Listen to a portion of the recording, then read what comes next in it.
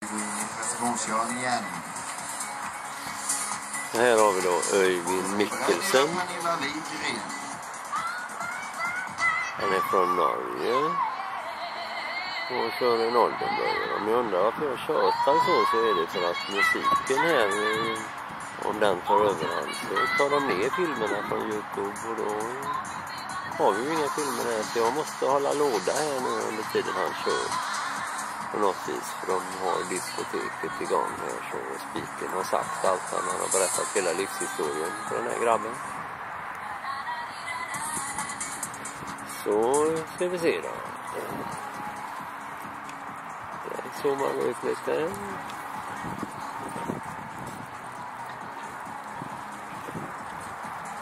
Så ni får väl ta volymknappen och skruva ner så slipper ni höra vad jag tjötar här så. Under tiden.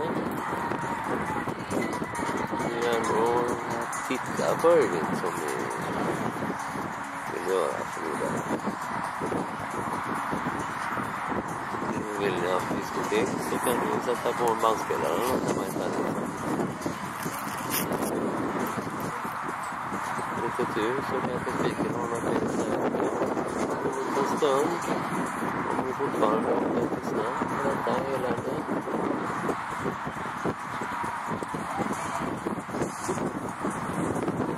Ja, vi ser.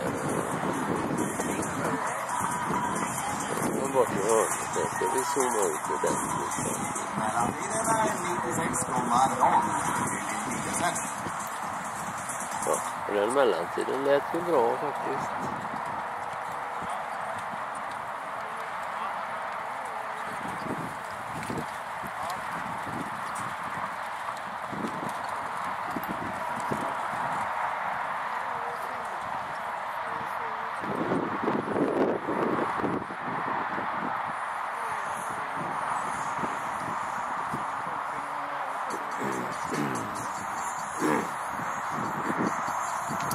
Ja, och det gick diskotgång igen.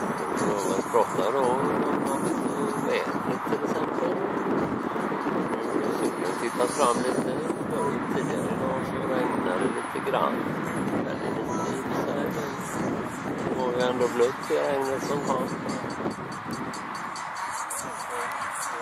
Vi ser nu börjar närma sig mål. Där var det mål.